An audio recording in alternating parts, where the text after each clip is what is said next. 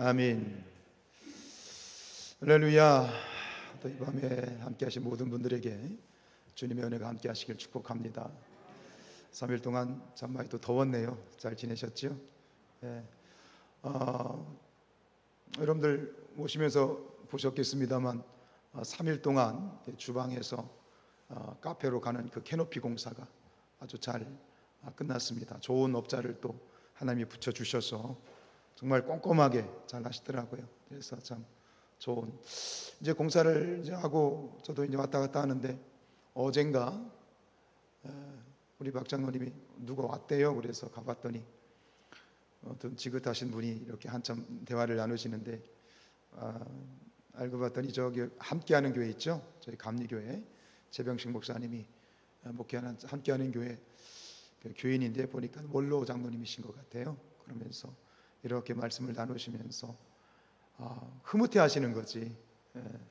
성산교회를 잘 알고 교회의 역사, 우리 교회의 역사를 잘 아시는 그런 쪽 토백이신데 참 성산교회가 보기 좋다고. 남들은 좋은데 우리는 별로 안 좋은가 봐. 좋다고 그러시면서 또 하시는 말씀이 이제 오늘도 전도하셨습니다만 이게 매일 전도를 나가잖아요. 저 앞에서 이제 생수 전도를 하는데 또 전도하는 모습이 너무 좋다고. 할렐루야, 감사해요. 그래서 그 교회도 제가 전도를 열심히 하는 교회인 걸 알고 있는데, 아니 그래서 제가 그랬죠. 아유, 그 함께하는 교회도 전도 많이 하시잖아요. 그랬더니 코로나 전까지는 열심히 하신 거예요. 이게 부침개 전도 아시죠? 부침개 붙여가지고 매주 전도를 했는데 코로나로 지나면서 아마 그게 딱 끊긴 것 같아요. 그래서 마음이 안타깝다.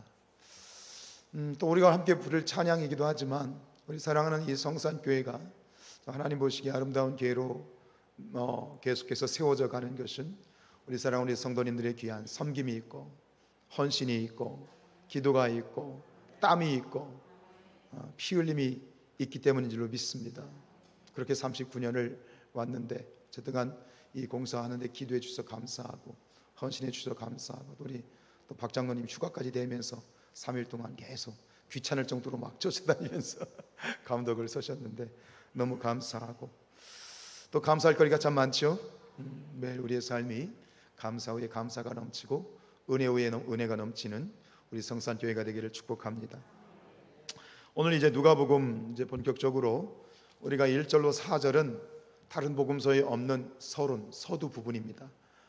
누가가 이제 이 데오빌로 각하에게 이런 서론을 이야기하고 오늘 5절부터는 본격적으로 이제 예수님에 대한 이야기가 시작이 되는데, 우리가 안다라고 얘기할 때 이 안다라는 것은 여러 가지 측면으로 우리가 얘기할 수 있겠습니다만 우리 신앙에 있어서 믿음에 있어서의 안다라고 하는 것은 여러분 아신 것처럼 지식적인 알미 아니죠. 우리가 신앙생활을 하면서 내가 안다, 예를 들어서 내가 하나님을 안다 혹은 믿음을 안다, 예수님을 안다라고 하는 것은 지식적인 간접적인 알미 아니라 경험을 전제로 하는 알미입니다. 예수님을 안다라고 하는 건 뭐예요? 내가 예수님을 인격적으로 만났을 때에만 내가 예수님을 안다라고 얘기할 수 있어요. 내가 하나님의 말씀을 안다라고 얘기할 때도 지식적으로만 아는 것을 안다라고 얘기하는 게 아니에요. 살아계신 하나님의 말씀, 로고스의 말씀이 아니라 레마의 말씀으로 정말 펄떡거리는 그 말씀이 내 안에서 강하게 성령께서 역사하시는 살아있는 말씀으로 내가 그 말씀을 경험했을 때 그 말씀을 안다라고 하는 거예요. 오늘 우리가 이 말씀을 대하면서 전 그랬으면 좋겠어요.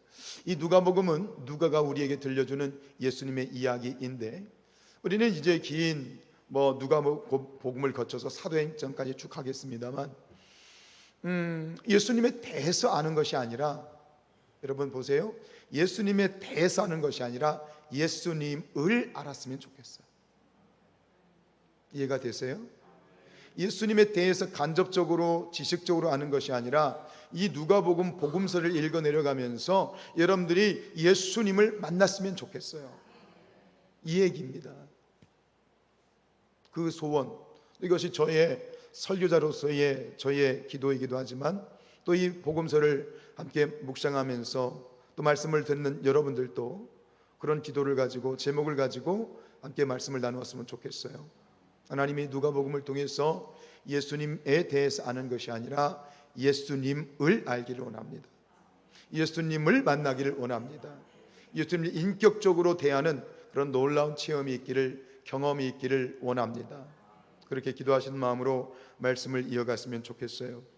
오늘 이제 말씀 5절로 25절 말씀을 읽었는데요, 예수님이 태어나시기 전에 역시 가브리엘 전사가 마리아에게 나타나서 예수님의 탄생을 미리 예고했죠. 그걸 어려운 말로, 신학적인 용어로 뭐라고 그러죠? 네자로 수태고지라고 그러죠. 그죠? 수태고지. 그런데 예수님에게만 수태고지의 사건이 있었던 것이 아니라 오늘 말씀에 보면 누구에게도, 이 세례 요한도 태어나기 전에 이 수태고지, 역시 예수님도 가브리엘 천사가 수태고지를 했다면 이 세례 요한도 역시 이 가브리엘 천사에 의해서 그의 수태고지가 이루어지는 이 말씀을 오늘 우리가 읽었습니다. 앞에서 지난 시간에 말씀을 드렸던 것처럼 모든 이 성경은 대부분 예수님의 이야기이기 때문에 대부분 같아요. 그런데 다 같지는 않다고 그랬어요. 대부분 유사하지만 각 복음서마다 가지고 있는 그러한 차별성이 있다고 그랬어요. 그죠? 약간씩 다른 것이 있다고 그랬어요. 오늘 우리가 읽었던 이 세례 요한의 출생, 그리고 세례 요한의 혈통과 그의 출생 이야기는 다른 복음서에는 자세히 나와 있지 않아요. 그냥 간략하게 나와 있거나 생략된 복음서도 있어요. 그런데 오늘 이 누가복음은 이 세례 요한에 대한 혈통과 그의 출생에 관한 이야기가 굉장히 자세하게 기술이 되어 있어요. 이것은 지난번에 말씀드렸던 것처럼 이 누가복음을 저술하고 있는 누가가 어떻게 이 책을 쓰게 되었다고 말씀하고 있죠. 3절에 보면 그 근원부터 미루어 샅샅이 뒤져서 하나도 빠짐없이 자세히 기록하겠다. 기억하시죠? 3절에서 그렇게 얘기했거든요. 아마 그런 어떤 의도를 가지고 이 누가복음을 저술했기 때문에 이 세례 요한에 대한 이야기도 다른 복음서에 없는 굉장히 구체적이고 자세한 설명들이 있는 것 같아요. 작은 것 하나도 놓치고 싶지 않은 거예요. 저는 여기서도 우리에게 배울 점이 있다고 생각해요. 역시 말씀을 우리가 들을 때도 하나도 놓치지 않겠다. 하나님의 말씀이 하나도 땅에 떨어지지 않고 그 말씀을 내가 모두 내 것으로 받아 취하겠다 하는 그런 태도가 있었으면 좋겠어요. 예. 여러분 한빛교회 컨퍼런스 참석하신 분들 아실 거예요. 백영훈 목사님이 설교할 때마다 어디선지 모르는데 어떤 권사님 한 분이 어떡하죠? 아멘! 아멘! 그래가지고 매년 제가 참석을 하는데 참석하는 분들이 이번에 괜히 웃더라고. 아멘! 아멘! 그러니까 많은 분들이 웃더라고. 굉장히 귀에 거슬릴 말도 해요. 사실은 그냥 한마디 딱 하면 아멘, 한마디 딱 하면 아멘 그러는 거예요. 그런데 여러분, 어찌 보면 그게 귀에 거슬릴 수도 있는데, 그런데 거꾸로 생각하면 그분의 마음은 굉장히 하나님 앞에 귀하다고 생각해요. 그러니까 우리 옛날에도 그랬잖아요. 부흥사들이 그랬잖아요. 아멘, 아멘 이렇게 입에 이제 받아먹는 신유까지 하라고 하면서 그렇게 가르치기도 했잖아요. 오늘 이 말씀이 하나도, 누가가 이 말씀을 기록하는 것처럼 받는 우리도 하나도 빠짐없이 놓치지 않겠다라고 하는 그런 열심을 가지고 오늘 말씀 가운데 임할 수 있기를 축복합니다. 자, 5절 말씀 읽겠습니다. 시작. 유다왕 헤롯 때에 아비야 반열에 제사장 한 사람이 있었으니 이름은 사가랴요 그의 아내는 아론의 자손이니 이름은 엘리사벳이라. 이것은 이 세례 요한의 혈통, 그 부모에 대한 소개인데요, 오늘은 여기서 말씀이 끝날 것 같아요. 5절에서 저도 이 말씀을 누가의 마음을 가지고 아주 차근차근 씹어드릴 거예요. 굉장히 자세하게 말씀을 씹어드릴 거예요. 자, 이 누가 세례 요한이 이제 태어날 것이 예고되어 있는 세례 요한에 대한 수태고지가, 오늘 그 수태고지가 이제 가브리엘 천사를 통해서 이루어진 그때를 소개를 하는 거예요. 그때는 언제라고요? 유대왕 헤롯 때에 그랬습니다. 헤롯이 유다의 왕이지요. 근데 이것은 단순히 그 시대 역사적인 시점으로 그때 왕이 누구였다라고 하는 어떤 연대기를 이야기하고 싶은 것이 아니라, 여기서 유대왕 헤롯 때라는 말은 그때는 그 역사적인 분위기를 얘기하는 겁니다. 그 시대가 가지고 있는 어떤 시대적인 분위기가 어땠는지라고 하는 거예요. 여러분, 헤롯이 어떤 사람입니까? 성경에는 헤롯이라는 이름을 가지고 똑같은 사람이 나온 게 아니라 헤롯 1, 2, 3, 4대. 이해가 되시죠? 이름은 헤롯인데 똑같은 헤롯이 아닌 사람들이 계속 성경에 나오기 때문에 우리는 성경을 읽을 때 헷갈릴 때가 있어요. 여기서도 헤롯인데 여기서도 헤롯이야. 헤롯은 뭐 죽지 않고 뭐 살아가나? 그러니까 헤롯의 아들도 헤롯이고 또 헤롯의 손자도 헤롯인, 그렇게 이름이 반복되는 경우들이 굉장히 복음서에 많이 있어요. 근데 이 헤롯이 어떤 사람이냐면, 이 사람은 BC 40년부터 BC 4년도까지 유대의 왕, 그러니까 당시에 로마의 식민지로 있던 이 유대의 분봉왕으로 있던 사람이에요. 근데 이 헤롯이 어떤 사람이냐면 아주 극단적인 친 로마주의자예요. 로마에 빌붙어 있는 사람이에요. 그래서 36년간 오랫동안 유다의 분봉왕으로, 로마의 황제들이 바뀌었음에도 불구하고 계속해서 이 유다의 분봉왕으로 할 수 있었던 것은 그 로마에 완전히 찰싹 빌붙어가지고 로마의 앞잡이 역할을 했기 때문에, 그래서 이 길게 36년을 이렇게 장기 집권할 수 있었던 것이에요. 근데 이 헤롯이 과연 이스라엘 백성들에게는 긍정적인 왕이었을까요? 아니면 이 유다 백성들에게는 굉장히 힘든 그런 왕이었을까요? 어두움의 시대였어요. 친로마이기 때문에 모든 것을 로마에 빌붙어서, 여러분 이렇게 생각하시면 돼요. 일제시대 일제 앞잡이였던 거예요. 나라를 팔아먹는 매국노 역할을 했던 거예요. 그러니 자기 나라 유다 민족에 대한 어떤 이 마음은 둘째예요. 첫째가 뭐예요? 자기 왕권을 지키기 위해서 수단과 방법을 가리지 않고 로마에 아부하고 그들의 비유를 맞추는 거예요. 그러니 이 유다 백성들은 얼마나 착취했겠어요. 그러니까 유다 백성들은 굉장히 힘들고 어려운 그런 고난의 시절을 보냈던 것이죠. 친로마 정책, 그리고 이 헤롯이라는 사람이 믿음의 사람이 아니기 때문에 이방 우상들이 계속 들어왔고, 그리고 또 한 가지는 이 헤롯이 어쨌든 간 왕으로 있으면서 이스라엘 백성들에게 잘 보이기 위해서 한 건축 사업이 있어요. 그게 뭘까요? 헤롯이 이스라엘 백성들에게 잘 보이기 위해서 했던 대대적인 엄청난 건축 사업이 있어요.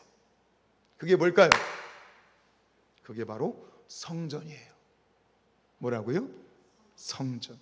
솔로몬 성전이 있었죠. 솔로몬 성전이 바벨로니아에서 무너졌어요. 그 바벨로니아에서 무너진 이 솔로몬 성전이 바벨론 포로 70년을 마치고 나와서 포로 귀환한 사람들이 성전을 다시 복원했어요. 그 2차 성전이 무슨 성전이에요? 수르바벨 성전이에요. 근데 그 수르바벨 성전도 이 역사 속에서 크게 의미를 갖지 못해요. 그러다가 신약에 건너와서 이 헤롯이 이스라엘 백성들에게 민심을 사기 위해서 어쨌든 간 했던 것이 헤롯 성전이죠. 제자들이 예수님께 뭐라고 얘기합니까? 예수님, 저 성전을 보십시오. 기가 막히지 않습니까? 지금은 그 성전이 남아있지를 않습니다. 로마에 의해서 완전히 다 돌 위에 돌 하나 남지 않고 다 부서졌거든요. 지금 남아있는 것은 그냥 성벽 서쪽 벽의 일부만 남아있어요. 그 서쪽 벽의 일부만 봐도 그 성전이 얼마나 어마어마했을지를 지금 학자들은 비루어 짐작하고 있어요. 그러니까 어마어마한 그 성전과 아름다운 성전을 지키기 위해서 얼마나 또 백성들을 착취했겠어요.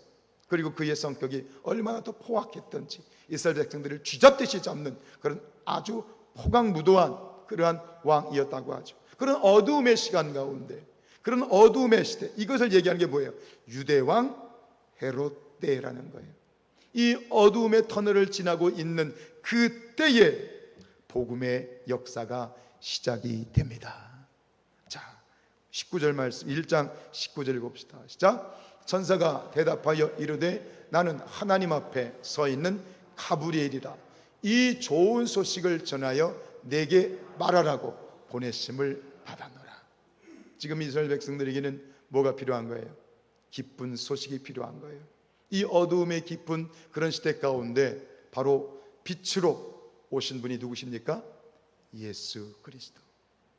빛 대신 예수님이 이 땅에 오셨는데 그 예수님이 오시는 앞길을 6개월 먼저 태어나서 예수님의 길을 열었던 사람, 그 사람이 누굽니까? 세례 요한입니다. 그래서 세례 요한은 정확하게 예수님보다 몇 살 형이야? 6개월 형입니다. 6개월 먼저 이 세례 요한이 태어났습니다. 자, 이어서 우리 세례 요한의 아버지를 소개합니다. 우리 5절 다시 읽습니다. 시작. 아비야 반열에 제사장 한 사람이 있었으니 이름은 사가랴다 그랬습니다. 자, 이 세례 요한의 아버지 이름이 사가랴인데 이 사람은 제사장입니다. 목회자입니다. 목회자라는 얘기입니다. 그런데 여기서 이 아비야 반열이라는 말이 있는데 이 반열은 뭐냐면 반차라고 얘기도 하고요. 이렇게 얘기하는데 이 반열로 번역된 에페메리아스라는 말은 뭐냐면 일정 기간 의무를 이행해야 하는 제사장들의 직임을 의미하는데 그래서 좀 이해하기 쉽게 이렇게 말씀드리고 싶어요. 반열이 뭐냐면 하나의 팀이에요. 제사장이 하나의 팀. 그럼 제사장은 전부 이 제사장이 몇 개의 팀으로 그러한 이 성전 봉사 임무를 했을까요? 24개의 팀으로 이루어졌어요. 그러니까 이 반열이 모두 몇 개의 반열? 24개의 반열 중에 이 하나가 바로 아비야 반열인 것이죠. 그래서 이 제사장들이 24개의 팀으로 나누어져서 그 교대하는 것이 일주일 단위로 교대를 해요. 일주일 성전에 가서 봉사를 하고 빠지면 그 다음 팀, 그 다음 반열이 들어가고 24개 반열이기 때문에 그럼 1년에 몇 번을 가서 섬겨야 될까요? 1년 52주니까 24개 팀이면 한 개 팀이, 한 개 반열이 1년에 몇 번? 네? 2번이죠. 그렇죠? 그러면 24 곱하기 2번 하면 48주가 되잖아요. 그러면 나머지 몇 주가 남아요? 4주가 남죠.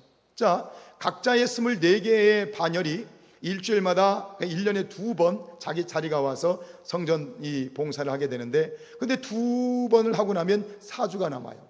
이 4주는 어떻게 할까요? 모든 제사장들이 다 나와서 일을 하게 되는데 근데 여러분 성경은 뭐라고 얘기하냐면 한 반열에 한 팀에 몇 명이냐? 제사장이 1000명이래요. 그럼 기본적으로 제사장이 전체 제사장 24개의 반열이면 전체 맥시멈 제사장은 몇 명이란 얘기예요? 24,000명입니다. 여러분 24,000명이 한꺼번에 가서 뭐 일을 할 수 있을까요? 성전에서? 아니죠. 그리고 또 한 가지는 뭐냐면 자기 순서, 자기 반열이 돌아와도 자기 반열이 되었기 때문에 무조건 가서 성전에 가서 봉사를 할 수 있는 것이 아니었어요. 숫자가 1000명인데 1000명까지 필요 없어요. 그래서 그 중에서 특별히 내 반열이 되었음에도 불구하고 그 중에 특별히 선택된 자들만 들어가서 성전에서 봉사를 할 수 있었습니다. 그러면 내 반열이 와서 내가 아비야의 반열이 돼서 사가랴가 가서 성전에 가서 이제 봉사를 해야 되는데 근데 다 할 수 없으니까 선발을 해야 돼. 그럼 그 선발하는 방법이 무엇이었을까요? 오늘 말씀해 보시죠. 8절 말씀입니다. 시작. 마침 사가랴가 그 반열의 차례대로 하나님 앞에서 제사장의 직무를 행할 자기 순서가 온 거예요. 그런데 무조건 자기 순서라고 다 할 수 없어요. 그러면 어떻게 선발했을까요? 9절입니다. 시작. 제사장의 전례를 따라 제비를 뽑아 주의 성전에 들어가서 분향을 했다 이 말입니다. 이해가 되시죠? 24개의 반열이 있어요. 그 중에 내 순서가 되어서 갔어요. 1년에 2번이에요. 그 중에 오늘 사가랴가 이제 순서가 되어서 갔는데 제비를 뽑았는데 자기 순서가 됐어. 선발이 됐어. 그리고 선발이 되면서 이 사가랴가 가서 봉사할 장소는 어디야? 분향단. 성소 안에 있는 분향단에 가서 이제 일주일 동안 향을 사르는 그런 자기 책임을 이제 뽑히게 된 거예요. 여러분, 이 제비뽑기라고 하는 것은 결국 어떤 의미가 있어요? 누가 뽑는 거예요? 누가 뽑는 거예요? 하나님이 그 사람을 선택하신 거예요. 자, 이번에 아비야 반열에서 이제 봉사할 그러한 제사장들을 선발하는데 누가 뽑혔어요? 사가랴가 뽑혔어요. 그러면 사가랴를 선택하신 분은 누구세요? 하나님이신 거예요. 그리고 사가랴에게 오늘 그의 일생 가운데 전무후무한 어마어마한 사건이 벌어지죠. 그가 분향단에 들어가서 분향을 하게 될 때 누구를 만나게 됩니까? 천사 가브리엘을 만나게 됩니다. 그리고 가브리엘 천사를 통해서 바로 너를 통해서 아들을 낳게 될 것이라고 하는 그 놀라운 수태고지를 듣게 되는 것입니다. 그런데 여러분, 한 가지 여쭤보고 싶은 것이 있어요. 자, 내가 아비야 반열이에요. 그래서 내 순서가 돼서 갔는데 제비를 뽑힌 사람들은 들어가서 성전에 들어가서 일주일 동안 이제 성전의 직무를 봉사를 하게 돼 있어. 그러면 뽑힌 사람이 있다는 얘기는 또 어떤 사람이 있다는 얘기야? 뽑히지 않은 사람이 있어. 그러면 제비 뽑기를 했는데 난 안 뽑혔어. 사가랴는 들어가는데 안 뽑혔어. 그러면 이 제비 뽑기에서 뽑히지 않은 사람들의 마음은 어땠을까요? 와, 이번에는 쉰다, 땡땡이다, 이번에는 나 고생 안 해도 된다, 와, 이랬을까요? 어떠실 것 같아요? 여러분들이라면 일주일 동안 성전에 가서 하나님의 성전을 섬기는 데 있어서 내가 선물되지 않았어, 일주일 동안 쉬어도 되네, 안 해도 되네, 와 좋다, 그랬을까요? 이 제비뽑기에 선발되지 않은 그런 제사장들은 굉장히 슬퍼하고 안타까워했다고 합니다. 그 얘기는 뭘까요? 제비뽑기를 통해서 하나님의 이 성전 봉사의 일에 쓰임받는 것이 얼마나 감사하고 영광스럽고 그렇게 여겼는지 말하고 있는 대목이에요. 오늘 말씀을 준비하면서 저는 이 말씀에서 결국 하나님께서 저를 붙여보셨어요. 그러니까 여기서 계속 말씀을 묵상하게 하셨어요. 이 부분을 통해서 우리가 함께 나누고 싶은 것은 이것이에요. 우리 모두는 하나님 앞에 부름받은 주님의 거룩한 믿음의 제사장들인 줄 믿습니다.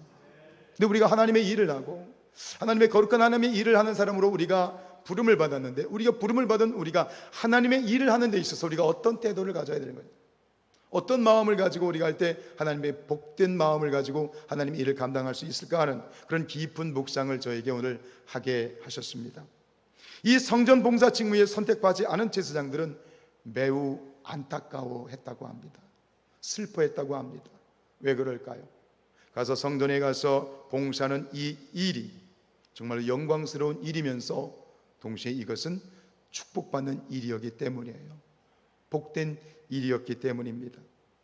여러분, 거룩하신 하나님의 일을 감당할 수 있다는 것, 내가 하나님의 일에 쓰임을 받고 있다는 것은 정말로 영광되고 감사하고 감사한 일인 줄로 믿습니다. 오늘 우리가 마지막에 불렀던 찬송 해같이 빛나리라는 찬송 있지요. 제가 이 찬양 굉장히 좋아합니다. 이따 우리가 또 결단 찬양으로 부르기를 원하는데, 이 찬양의 가사가 처음에 이렇게 시작이 되죠. 당신의 그 섬김이 천국에서 해같이 빛나리, 당신의 그 겸손이 천국에서 해같이 빛나리. 근데 제가 유독 좋아하는 구절은 마지막 후렴구 같은 구절이에요. 마지막에 이렇게 끝나죠. 뭐라고요? 천사도 흠모하는 아름다운 그 모습, 천국에서 해같이 빛나리. 저는 이 찬양의 가사가 결국은 이 사가랴 제사장들, 그들이 하나님의 어떤 성전에서 하나님의 일을 하고 또 하나님의 성전의 봉사 일을 하고 하나님의 일을 감당하는 그들의 마음이 아니었을까라고 생각해요. 이 천사도 흠모한단 말이죠. 전 이 대목이 너무너무 정말 마음에 와닿아요. 천사도 흠모한다. 천사도 흠모한다는 얘기는 천사들이 뭐 하고 싶다는 거예요? 자기들이 하고 싶다는 얘기야. 우리가 하나님 앞에 드리는 우리의 섬김과 우리의 봉사와 우리의 어떤 모든 충성된 모든 일들이 천사들이 보면서, 야, 저건 내가 해야 되는데, 야, 저건 내가 해야 되는데, 지금 이러고 있다는 얘기예요. 그러니까 선택되지 않은 이 제사장들이 선택이 되어서 성전에 들어가서 하나님의 일을 감당하는 그 제사장들을 보면서 저건 내가 해야 되는데, 저건 내가 해야 되는데. 그만큼 뭐예요? 하나님이 기뻐하시는 일이고 하나님이 귀중히 여기시는 일이고 그 어떤 세상의 것과도 비교할 수 없는 정말로 값지고 복된 그 일인 줄로 믿습니다. 이것이 오늘 우리가 담당하고 있는 모든 그런 하나님의 일들이라고 생각해요. 아까 저녁에 이제 우리 소권사님 큰딸내미하고 밥을 이렇게 이제 먹으면서 그런 얘기를 했어요. 요즘 열심히 피아노를 이제 아내가 가르치고 있는데, 그러면서 이진아 너 열심히 해서 새벽에 반주해라 그랬어요. 그랬더니 예? 그랬더니 좀 이따 뭐라고 하는지 알아요? 수요일이나 주일보다 나을 것 같아요. 왜 그랬냐? 사람들이 정신이 없잖아요. 똑똑해. 그러니까 새벽에 제정신이 아닐 때 반주하면 오히려 나을 거라는 거지. 똑똑해. 그래서 제가 그런 얘기를 해줬어요. 제 친구가 일산에서 목회하는 그 친구가 하나 있는데, 그 친구는 이제 카페를 운영하면서 목회를 하는데 그 사모를 잘 알아요. 그 사모님이 이제 저쪽 강원도 평창에서 이제 자라는 그런 사모님인데, 그 사모님 어릴 때부터 교회에서, 고향 교회에서 피아노 반주를 한 거예요. 피아노 반주를 했는데 이제 이 반주를 하다 보면 뭐 제 아내도 어쩐 그런 얘기를 하더라고요. 되게 하기 싫을 때가 있잖아요. 뭐 일도 하기 싫어가지고 엄마한테 그랬다는 거예요. 엄마 나 피아노 반주하기 싫어. 그랬더니 엄마가 깜짝 놀라면서 안 된다고 그러더래. 왜 안 되냐고. 그랬더니 그 어머니가 하신 말씀이, 네가 예배 시간에 피아노에 앉아서 반주를 할 때 내 옆에 천사가 앉아 있어 그러더래요. 그 사모님의 어머니가 매일 처리하면서 기도하시는 분이야. 당신 집에 기도실을 마련해 놓고 직접 만나지는 않았지만 제가 이제 제 친구한테 들었죠. 매일 밤마다 기도하시는 분이에요. 그 권사님의 이 눈에 자기 딸이 피아노 반주를 하는데 그 옆에 천사가 앉아 있는 걸 보면서 얼마나 좋았겠어요. 근데 딸이 피아노 반주를 안 한다니까, 이러면 네가 무슨 얘기하는 거냐, 네가 그 축복받는 일을 그만두면 어떡하냐, 그런 얘기야. 영리 알았지? 네 옆에 천사가 앉아 있어. 저는 이것이 하나님의 우리가 감당하는 모든 하나님의 일에 주어지는 가치이고 은혜이고, 이것이 바로 뭐예요? 천사도 흠모하는 거예요. 천사가, 지금 우스갯소리지만 천사가 왜 옆에 앉아 있었을까? 내가 반주해야 되는데 자도 좋겠다, 이런 거지. 그냥 제 생각이에요. 그냥. 천사가 흠모하는 거죠. 좋겠다, 이 참 반주하면서 하나님을 찬양하는 이 아름다운 반주가 좋겠다 그러면 부러워서 옆에 앉아 있었을 것 같아요. 저는 그 천사가 그러지 않았을까 하는 생각이 들어요. 사랑하는 여러분들, 우리가 하나님 앞에서 행하는 모든 그러한 이 일들, 그 모든 섬김, 교회와 하나님의 나라를 위해서 하는 모든 일들이 그처럼 귀하고 귀한, 천사도 흠모하는 거룩하고 복되고 영광스러운 일인 줄로 믿으시기를 축복합니다. 저는 제가 목회하는 스타일 중에 하나가 뭐냐면, 저는 우리 성도님들, 평신도들과 함께 동역하는 것을 저는 원합니다. 같이 나누는 거예요. 어떤 한두 사람에 의해서 목사나 어떤 주도적인 어떤 한 사람에서 하는 것이 아니라 성도들이 고루고루 각자의 역할을 가지고 하나님 앞에 함께 사역하는 그런 사역을 꿈꾸는 목사입니다. 예를 들어서 뭐냐면 설교도 마찬가지입니다. 저는 우리 성도들이 목사처럼 전문적으로 어떤 주석을 보고 성경을 연구하고 그런 설교는 못할지는 모르지만 묵상과 큐티를 통해서 얼마든지 하나님의 말씀을 나눌 수 있다고 저는 생각해요. 그렇게 하는 교회들도 많이 있고요. 그래서 교회에서 큐티 훈련을 하고 싶은데 아직은 제가 시도를 못하고 있는데요. 우리 여기 보면 우리 장로님 중에서도 아주 말씀을 잘 나누시는 분들도 있잖아요. 전 그래요. 전 앞으로 그렇게 되었으면 좋겠고 그렇게 만들어 가고 싶은 건 뭐냐면, 새벽에는 우리 성도들이 새벽 제단에 와서 말씀을 묵상하고 그 말씀 함께 나누는 그런 시간이 계속 가졌으면 좋겠어요. 아멘.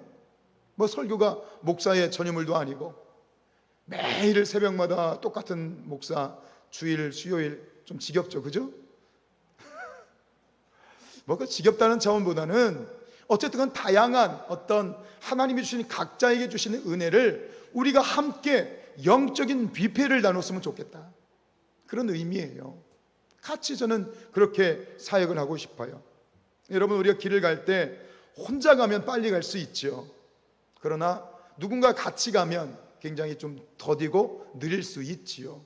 그러나 저는 우리가 함께 가는 이 공동체가 목사든 목회자든 평신도든 뭔가 빨리 가려고 하는 그런 것보다는 저는 우리 모두가 같이 갔으면 좋겠고 더불어 갔으면 좋겠고, 아멘. 그래서 그 어떤 교회보다도 규모가 크든 작든 우리에게 주신 이 규모 안에서 다른 교회 성도들 10명, 100명 몫을 할 수 있는 우리 성도들, 성산교회 성도는 다른 교회 10명의 몫을 할 수 있는 그런 영적인 훈련과 그런 태도를 가진 그런 성도들이었으면 좋겠어요. 저는 그랬으면 좋겠어요. 함께 갑시다. 더불어 갑시다. 좀 늦더라도. 이거는 저의 목회적인 리더십뿐만 아니라 여러분들도 마찬가지예요. 우리 성도들과 함께 가는 거예요. 왜 그럴까요? 여러분, 하나님께 우리가 쓰임받을 때 그건 뭐냐면 그렇게 하나님의 일을 감당하는 것은 결국 그 성도가 축복받는 일이기 때문입니다. 아멘. 목사가 할 일이 뭐예요? 성도들이 복받게 하는 거죠. 하나님의 일을 감당하면서 그 일을 소중하게 여기면서 그것을 통해서 우리 성도들이 축복을 받았으면 좋겠어요. 여러분, 우리가 무슨 자격이 있어서 하나님의 일을 하는 거 아니잖아요, 그죠? 여러분, 제가 무슨 자격이 있나요? 그냥 하나님이 저에게 목사로서의 기름 부어주셔서 저는 감당할 뿐이에요. 우리는 자격이 있어서 목사를 하는 게 아니고, 자격이 있어서 우리가 장로가 된 것이 아니고, 자격이 있어서 권사가 된 것이 아니에요. 절대적으로 모든 이들이 된 하나님의 은혜예요. 우리를 근래 불러주신 거예요. 그렇다면 그것에 대해서 우리가 감사한 마음으로 정말 이런 일들을 감당할 때 결국 그게 뭐예요? 여러분들이 나에게 어떤 일이 주어질 때, 하나님의 어떤 일이 주어질 때 꼭 기억할 것은 이거예요. 이걸 명심하세요. 아, 이것은 내가 하나님 앞에 축복받을 기회구나. 아멘. 축복받을 기회. 우리가 하는 모든 일들이, 예배를 생각해 보십시다. 설교뿐만 아니라 이 예배에서 이루어지는 모든 것들은요, 다 예배예요. 표정 하나, 우리의 몸짓 하나, 억양, 말하는 억양 하나. 여러분 앞에서 안내를 이제 서십니다.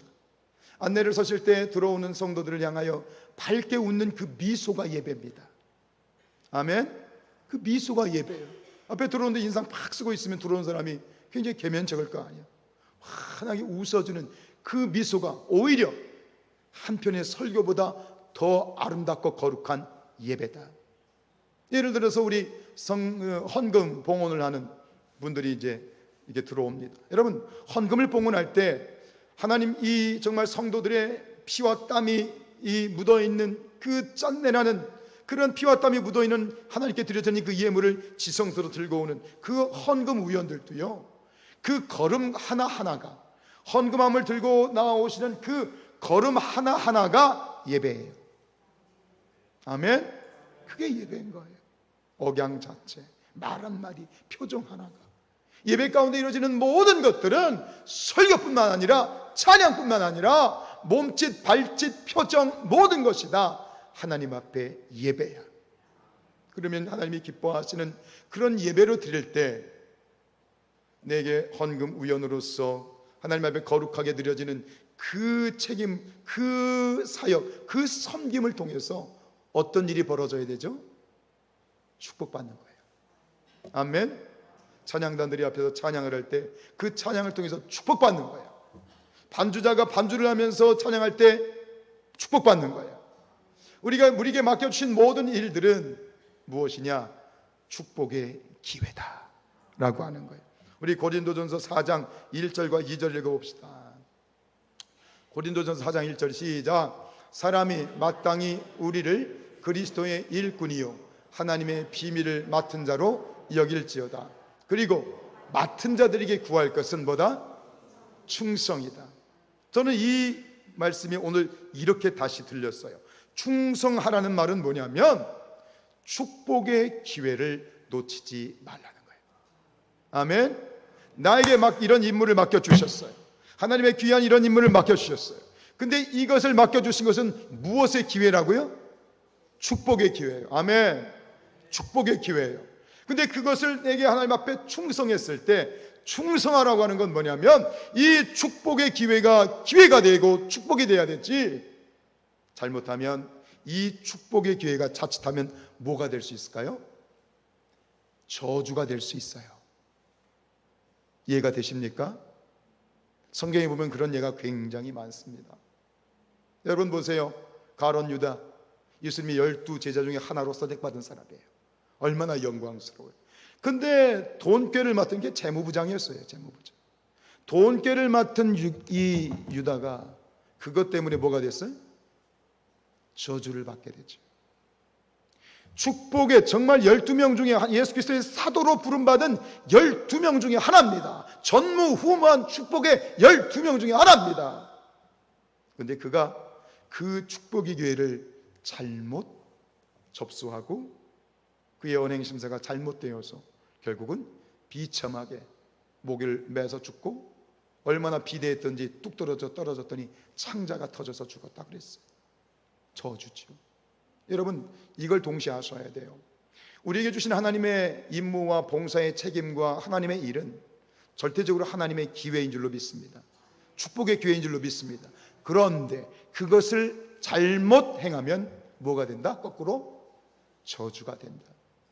사무엘, 우리가 설을 읽었습니다만 사무엘 시대의 엘리 제사장, 그죠? 엘리 대제사장과 아들 홈리와 비누아스, 얼마나 복된 자리입니까? 목회자 가정입니다. 그런데 결국 그들이 하나님 앞에 제사를 멸시하고 어마어마한 그런 잘못된 행동을 했죠. 결국 어떻게 됐어요? 다 하루아침에 죽어버려요. 비참하게 죽어요. 전쟁터에서 아들들 다 죽고, 그 소식 듣고 엘리 제사장 앉아있다가 의자가 뒤로 넘어서 목이 부러져 죽고, 며느리는 그 소식 듣고 놀래서 사살하고 죽고. 동시에 생각합시다. 두 가지를 생각합시다. 여러분, 하나님께서 우리에게 맡겨주시는 그 귀한 사명은 천사도 흠모하는 축복의 기회이다. 근데 그것이 우리에게 온전히 축복의 기회가 되기 위해서는 그 우리에게 맡겨주신 그 일이 축복이 될 수 있도록 누구의 뜻대로? 하나님의 뜻대로 순종해야 된다. 우리 마태복음 25장 41절 말씀 읽죠. 시작. 이르시되 저주를 받은 자들아, 나를 떠나 마귀와 그 사자들을 위하여 예비된 영원한 불에 들어가라 그랬어요. 사랑하는 여러분, 이것은 우리에게 해당되는 일이 아니어야 될 줄로 믿습니다. 천사도 흠모하는 거룩한 하나님의 일을 위해 부름받은 우리 모두가 결국 하나님 말씀 가운데 충성하고 하나님 뜻 가운데 온전히 행함으로 말미암아 정말 큰 은혜와 축복을 누리는 그런 거룩한 복받는 우리 성산의 모든 가족들 될 수 있기를 주님의 이름으로 축복합니다.